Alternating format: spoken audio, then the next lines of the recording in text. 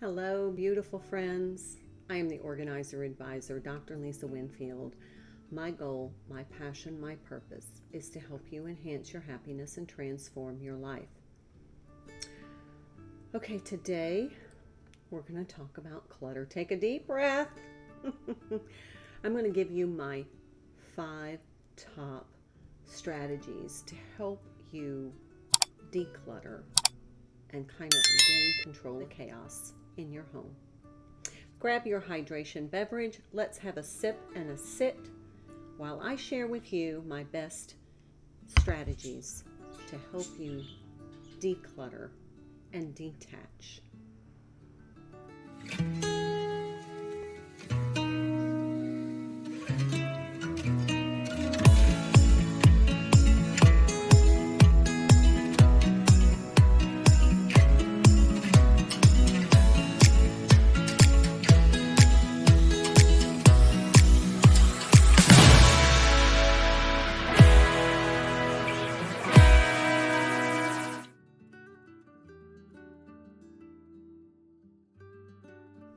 Okay, I know about stuff. I am a 4th generation picker, and so my whole family's hobby, and a lot of times their passion and purpose too, was to collect. And so that left us with a lot of stuff. And when I was a young child, I was overwhelmed with the amount of stuff in our home. And so I, from a very young age, and I'm talking 5, 6, 7, developed a lot of strategies, not only to help myself deal with all the clutter that was in our home, but also to help my mom, who was constantly overwhelmed with the amount of stuff. She had a very difficult time detaching from belongings, and so we just accumulated stuff. My parents were collectors, and there's a little borderline hoarding gene hidden in there somewhere. All about overwhelm, and I know all about how it feels when you just can't seem to manage it all. And then how it piles up. And if you haven't seen my video about how clutter is connected to depression and some of depressive states, too much stuff, too much stress because of too much stuff. Does that resonate with you? If so, you're going to want to stick around to the very, very end of this video. I'm going to share with you the most frequent thing I hear when people are trying to detach and why they feel they can't. And then I'm going to give you a solution. And I am here on a mission to help you enhance your happiness and deal with all this stuff.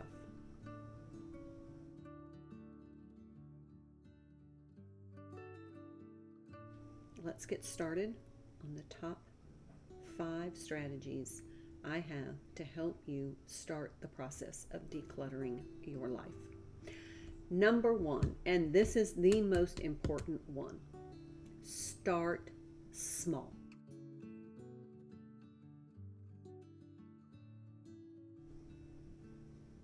Start small. What happens when we start this decluttering journey? We get a motivation, we've seen a video, and we've decided we're going to go in with all the gusto and all the momentum, and we're going to start decluttering our entire house.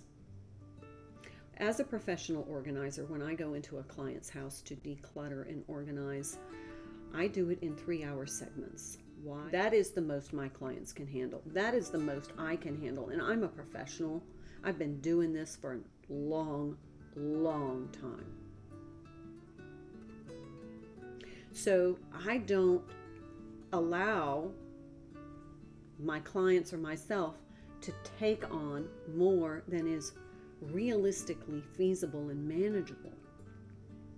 So I start small, a small space. Now, every time I start a whole house declutter organization project, my clients always say, where do you want to start? And I hear it every time. Where do you want to start? My answer is always the linen closet. What?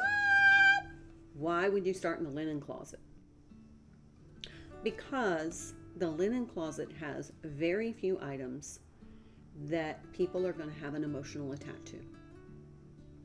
I have never heard in all of my years of organizing, I love those sheets. I know they have holes in them. I know they're threadbare. I know they don't even stay on the mattress anymore, but I can't part with those sheets.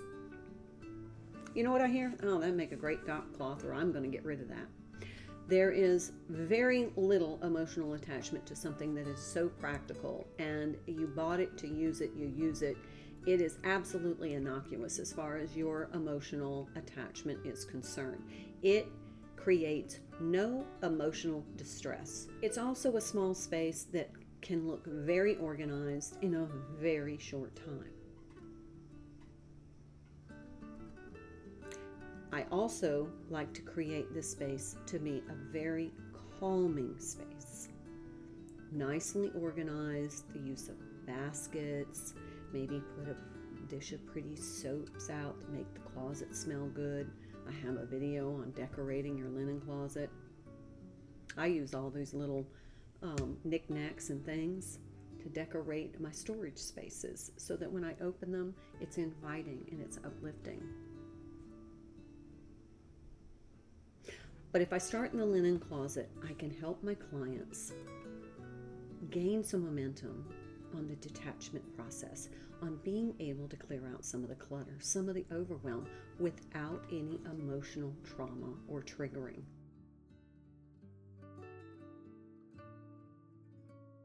Don't bite off more than you can chew. I literally have taken painter's tape or yarn or string, and I have cordoned off or create a visual boundary of where we are going to work.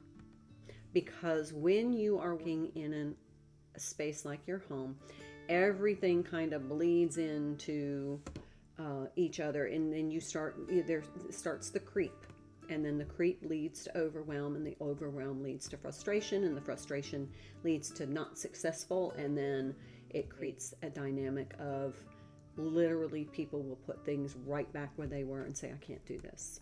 Keep it manageable. Again, use painter's tape, yarn, string, something to create a visual boundary to keep the project contained.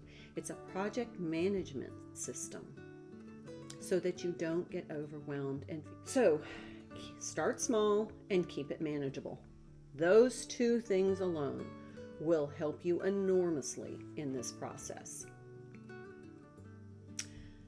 Number 3, and this is my personal favorite, plan and create celebrations for when you have finished a goal.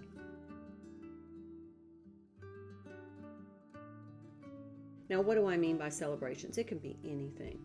I mean, for me, it's champagne and a pastry, sparkling wine, maybe a cup of tea, something where I can calm and relax, but it's something I look forward to. So before I start a project, and in the planning phase of how am I going to do this, and keep it manageable, and what section am I going to work on today, I say, what is my celebration when I finish this room? And it can be room specific. In your dining room, it could be takeout on nice china. In the bedroom, it could be, snuggled up in bed watching your favorite movie.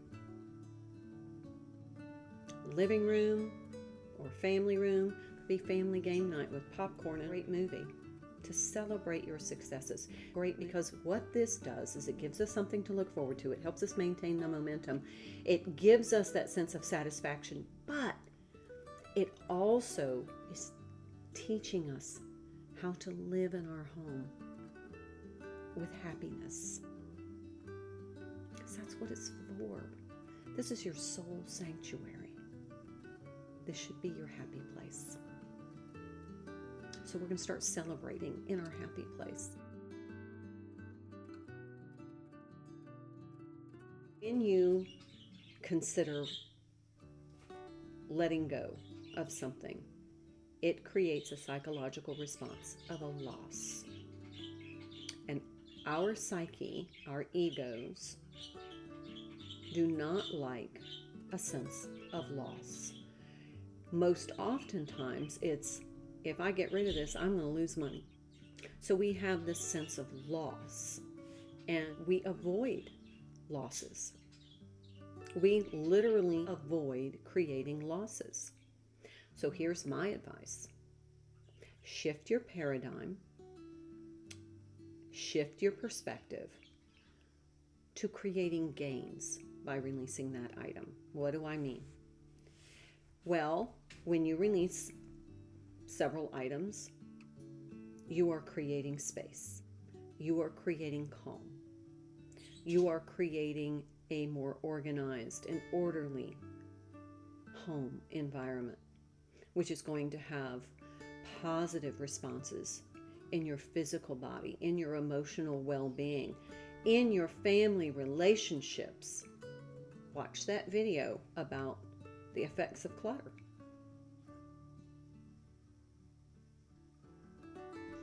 So when you are releasing items, instead of focusing on the loss, you can focus on, what am I gaining here? There are ways for you to sell those things and create a financial gain as opposed to that financial loss. And then that is going to remove that barrier from you.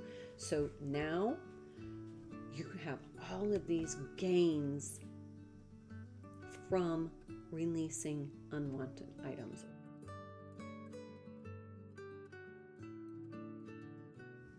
Number 5 is, how do I know what things to get rid of? Here's the metric that I suggest that you use. What is your visceral response to that item when you interact with it?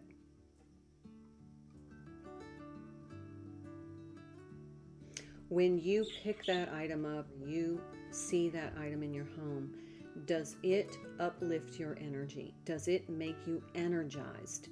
Does it give you a feeling of peace and calm and love? Those higher vibrational feelings and emotions. If it doesn't, it's diminishing you.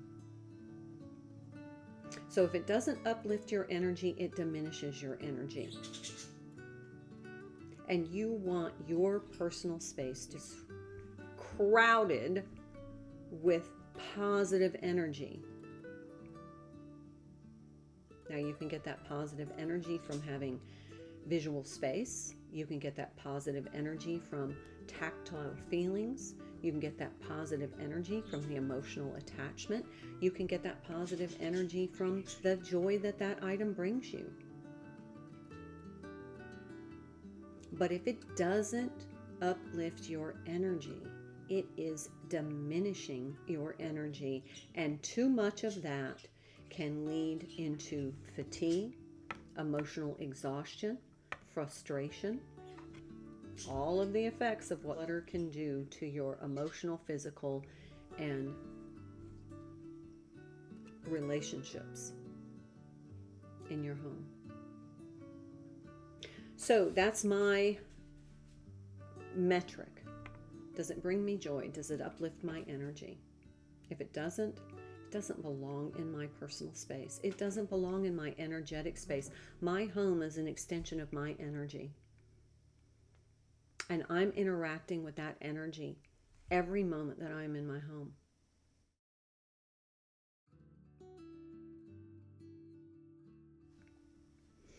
What do you do with the stuff if you decide that you want to release it, transition it? Well, my first and foremost is to sell it. First of all, it's going to enhance your financial well-being. Second of all, you're going to feel better about it. Third, it's going to create that gain. So let's say you don't want to go to all the time and trouble of selling things. Okay, the next thing I do is free to friends. I post it on my social media, free to friends, family or friends. That way I know that if there's something that I have that somebody I know needs or wants, then I'm going to be happy giving it to them, sharing with them, because it's going to be uplifting to them. So I just post on my social media.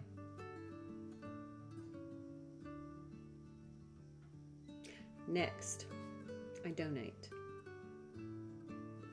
So if it's not something I can sell or something that somebody I know in my immediate circle wants or needs, then I donate it. And I try to find a worthy charity that is going to ensure that whatever proceeds that they get from selling that item or the direct benefit of that item is going to be beneficial to as many souls as possible. And I say souls because it can be people, it can be animals. Another thing is, can you upcycle this? Is this something you can upcycle, reuse, repurpose? Is there another life that this item can have and be of service to you? Last resort is disposal. And that's if no other method is going to work. And these are for things that are not reusable. They're broken beyond repair, not safe. Those things need to be disposed of in a responsible way or recycled. Okay, so let's just recap before I get to the really special thing that I really hope you stuck around for, because I think it's going to really make a difference for you. Start small. Keep it manageable. Celebrate your successes. Create gains, not losses. And determine by your visceral reaction what items stay and what items go.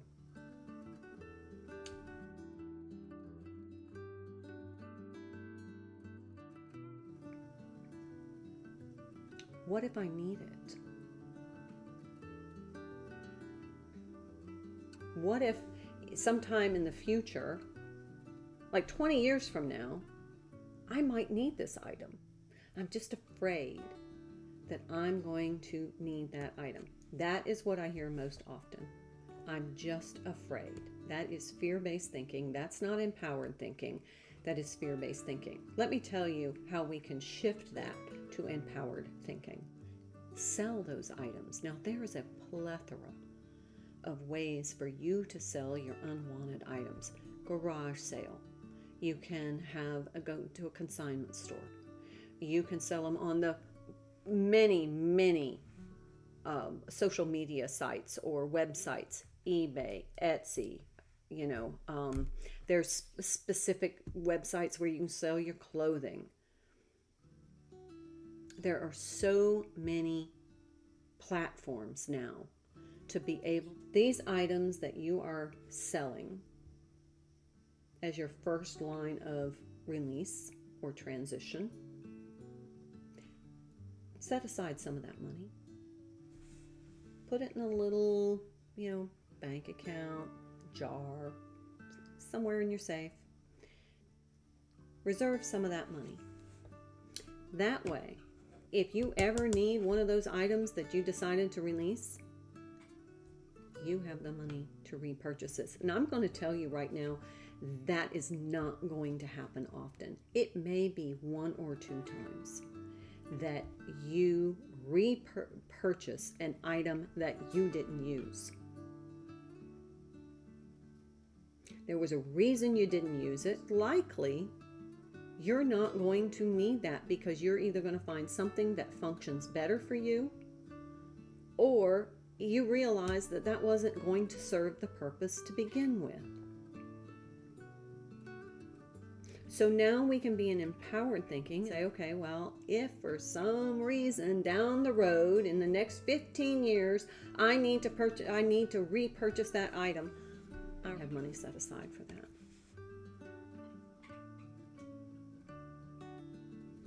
Problem solved. And what I will absolutely 100% guarantee you, that when you release items that you are not using, that are not being of service to you, that you are not getting any benefit from, you will not repurchase all of those items. You may, down the road, 1 or 2 items, but not all of them. I guarantee that. So that is my solution to your biggest barrier to letting go. Start small, keep it manageable, celebrate your successes, create gains instead of losses, and use your visceral reaction, your energetic reaction, your emotional response when determining what items stay and what items go. My best tips and tricks for helping you get into the mindset to declutter your home and your life. I am the Organizer Advisor, Dr. Lisa Winfield, and my goal, my purpose, my passion is to help you enhance your happiness and transform your life. Thank you for watching this video. I hope you found it helpful. If you would like more support, ideas, guidance, frameworks, and some positive, uplifting suggestions, please check out some of my other videos. You can activate your subscription on my YouTube channel and hit that notification bell so that you'll be notified when I post newer content. But those playlists are a framework for you to organize all aspects of your life to enhance your happiness and transform the life that you're living. I can't wait to see you in the next video. Until then, my dear friends, I hope you have a wonderful day.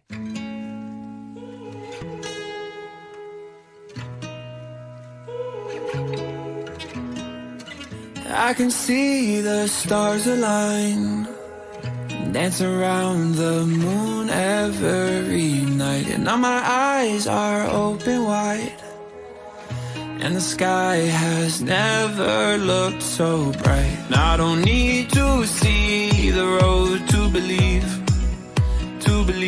yeah. 'Cause this is where I'm meant to be, I believe.